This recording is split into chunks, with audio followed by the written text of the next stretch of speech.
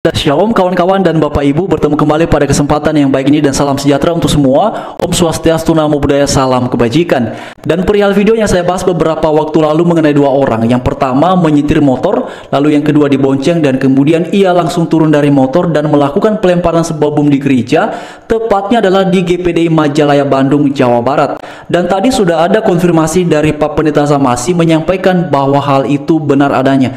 Nah, untuk lebih lengkapnya mari sama-sama kita simak penjelasan beliau dalam video berikut ini.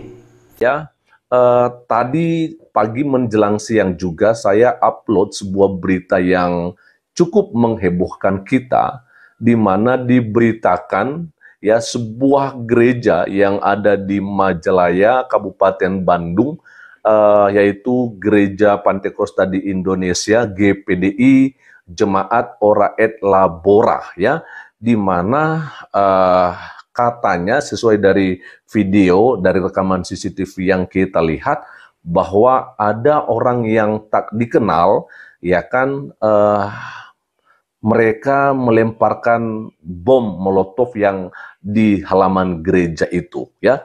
Tadi pagi ya saya sudah upload tentang video itu. Dan akhirnya saya menjadi penasaran gitu loh, ya kan? Karena kebetulan saya ini juga dari gereja GPDI, ya kan? Sehingga ketika saya mendengarkan berita tentang adanya teroris gitu ya, yang melakukan atau melemparkan bom di halaman gereja yang ada di Majalaya, Kabupaten Bandung ini, saya akhirnya memberanikan diri untuk langsung menghubungi pihak gereja, yaitu di Gereja Pantekosta di Indonesia GPDI Jemaat Ora et Labora Majalaya.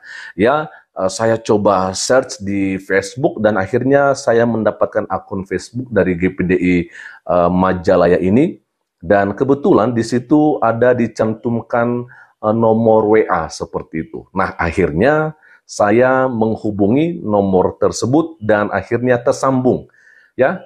Akhirnya tersambung dan saya langsung menanyakan tentang apa berita yang sedang heboh ini. Ya, karena saya penasaran, saya menanyakan gitu ya, apakah memang benar terjadi peristiwa yang seperti ini di tanggal 22 November, uh, ada orang yang tak dikenal melemparkan bom di halaman gereja GPD Jemaat Ora et Labora Majalaya ini.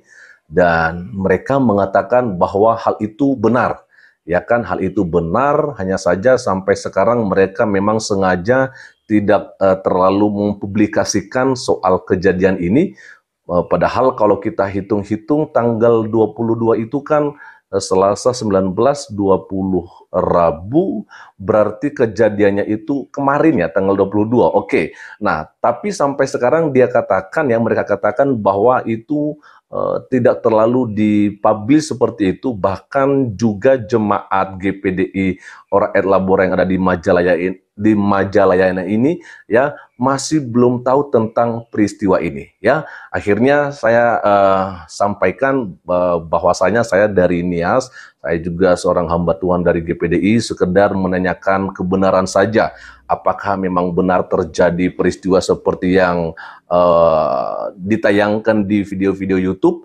dan mereka mengatakan kepada saya bahwa hal itu benar terjadi. Itu kejadiannya di pagi hari atau di subuh ya, mungkin sebelum pagi ya. Nah, jadi kejadiannya itu di tanggal 22 November Bapak Ibu Saudara-saudari ya. Jadi apa yang saya mau sampaikan pada kesempatan sore hari ini, bahwa peristiwa tentang adanya orang tak dikenal atau katakan teroris, ya kan, yang melemparkan bom molotov di gereja GPDI Majalaya, Kabupaten Bandung, itu benar adanya. Dan mereka juga mengatakan bahwa ini peristiwa atau kasus ini sudah diserahkan di Polsek ya, dan ini sedang diusut Bapak Ibu Saudara-saudari. Kawan-kawan dan Bapak Ibu sekalian, mungkin juga ada di antara semuanya yang belum menonton videonya bisa melihat di video sebelumnya, karena saya sudah menyertakan videonya, dan di dalam rekaman CCTV itu jelas sekali ya, aksi dari kedua orang ini terekam jelas, dan itu terjadi pada pukul 00.22 sampai 00.28, itu tengah malam ya kawan-kawan dan Bapak Ibu sekalian di waktu setempat. Jadi sebagaimana tadi juga sudah disampaikan oleh Pak Pendeta Zamasi bahwa ini sudah dilaporkan ke pihak aparat, dan tentu saja kita berharap ya mereka yang melakukan hal tersebut haruslah bisa mempertanggungjawabkannya. Mengapa? Karena bangsa kita Indonesia, negara kita Indonesia adalah bangsa dan negara hukum. Jadi perbuatan-perbuatan seperti ini tentu saja tidaklah sesuai dengan aturan yang berlaku di bangsa kita di Indonesia. Dan saudara-saudara sekalian, kawan-kawan semuanya, Bapak Ibu, beberapa waktu belakangan memang ada 2 kali ya kejadian yang cukup mengagetkan warga gereja. Yang pertama itu adalah ketika seorang yang berhijab ya. Jadi ini seorang wanita berhijab, lalu kemudian ia masuk dalam sebuah gereja di Surabaya, tepatnya adalah di gereja Santo Stefanus Surabaya, dan kemudian ia didapati membawa sebuah pisau. Lalu dalam video yang sudah saya bahas pun juga seorang jemaat ya menanyakan kepadanya mengapa ia melakukan hal tersebut dengan membawa sebuah pisau. Katanya ia disuruh oleh seseorang. Tetapi seorang jemaat lagi menanyakan siapa orang yang menyuruhnya. Ia menjawabnya tidak ia ketahui orang itu karena menggunakan sebuah masker. Apakah benar seperti itu? Kita tidak tahu ya kawan-kawan kebenarannya. Tetapi tidak lama setelahnya video itu menjadi viral, dan ada seseorang yang mengaku keluarga dari perempuan berhijab ini menjelaskan bahwa adiknya itu, karena yang mengaku adalah kakaknya, berada dalam keadaan kurang normal. Benarkah seperti itu? Memang ada beberapa ulasan yang menguraikan bahwa diduga perempuan berhijab tersebut adalah ODGJ yang masuk ke dalam sebuah gereja dan ditemukan membawa sebuah pisau. Tetapi apakah benar kawan-kawan? Saya secara pribadi tidak bisa membuat kesimpulan akhir mengenai hal tersebut. Namun yang pasti ini juga cukup mengagetkan kita sebagai warga gereja ataupun sebagai orang yang beragama Kristen, terutama yang ada di gereja Santo Stefanus Surabaya. Ya tentu saja kawan-kawannya dan Bapak Ibu sekalian, siapa yang nggak kaget ya, nggak takut juga kawan-kawannya dengan hal seperti itu ya. Ya kalau itu terjadi di gerejanya kita, tentu saja ada rasa khawatir ya, dan semoga ini juga bisa menjadi satu pembelajaran, karena kita sudah memasuki ya bulan Desember, hari ini tanggal 1 Desember, dan kita semua tahu ya kalau Desember kita banyak melaksanakan kegiatan Natal ya kan. Kegiatan Natal Kristen tidak hanya pada tanggal 25 Desember, tapi juga ada yang bahkan melaksanakannya pada tanggal 2, pada tinggal dan angka-angka, ataupun pada tanggal-tanggal yang sesuai dengan kebutuhan, sesuai dengan kesepakatan di gereja masing-masing. Ya kalau tanggal 25 itu kan Natal bersama ya kawan-kawan dan Bapak Ibu sekalian.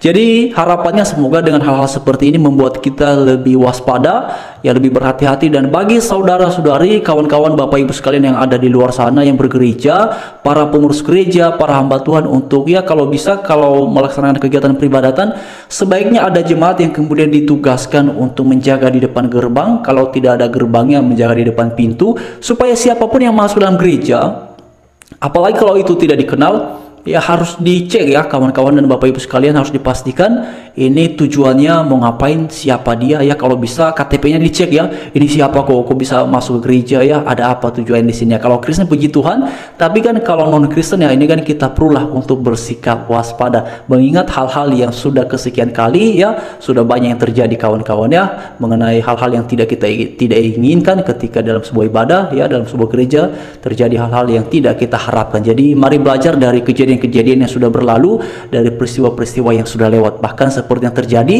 beberapa minggu belakangan ini. Jadi kawan-kawan dan Bapak Ibu sekalian, mari terus berdoa, karena begini ya, mengenai hal seperti ini sebenarnya bukan hanya 1-2 kali terjadi ya, itu sudah kesekian kali Bapak Ibu ya, sudah beberapa terjadi ya, beberapa kali terjadi. Dan bahkan juga tadi ya beberapa jam yang lalu ada satu komunitas ya beriman ya, ataupun gereja, warga gereja melaksanakan persiapan Natal Bapak Ibu ya. Jadi mereka ini mau latihan core untuk persiapan Natal, dan ada orang yang menolak Bapak Ibu ya. Katanya karena ini belum ada izin ya, jadi maksudnya itu harus ada izin dulu dari pemerintah setempat ya, baru boleh melaksanakan kegiatan-kegiatan seperti itu. Loh, ini begini ya. Masa kan sih mau persiapan Natal saja latihan korko mesti ada izin dari pemerintah setempat ya Bapak Ibu. Jadi memang ini luar biasa sekali ya. Luar biasa bukan dalam pengertian luar biasa menakjubkan, tapi luar biasa memprihatinkan mengenai kehidupan toleransi beragama di bangsa kita di Indonesia ini. Memang tidak semua wilayah kawan-kawannya, tidak semua daerah, karena terutama yang ada di Indonesia Timur ya. Wah, di sana toleransi luar biasa sekali ya. Padahal di sana kan mayoritas Kristen ya. Ada Kristen, ada Katolik, tetapi kehidupan toleransi di situ menakjubkan ya, patut untuk diapresiasi, patut untuk dicontoh kawan-kawannya. Jadi kehidupan toleransi di Indonesia Timur ini saya rasa baik sekali ya. Padahal di sana warganya mayoritas itu Kristen ya, mayoritasnya Katolik, tetapi ya luar biasa saling menghormati antara satu dengan yang lain ya. Dan itu yang kemudian kita harapkan di beberapa daerah di bangsa kita di Indonesia ini, agar ya apa susahnya ya membiarkan saudara-saudara yang berbeda agama, berbeda keyakinan ya menjalani aktivitas keagamaannya dengan aman dan nyaman.